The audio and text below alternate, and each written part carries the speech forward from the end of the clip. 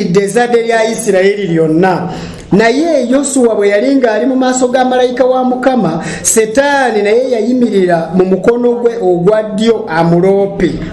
Mbategeeza nti ekintu kino Setaani kye yakola okuloopa Yosuwa mu maaso ga malayika, era kyayagala okukola nate kyaligezaako okukola. Abantu bangi ajja kubaloopa era okunzikanga abawangudde.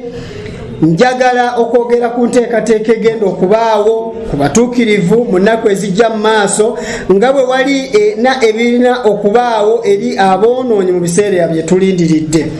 Setaani waliwo ekintu kimu kyalina okukola, era tulina okukirowoozaako n'okukyeteekateekera.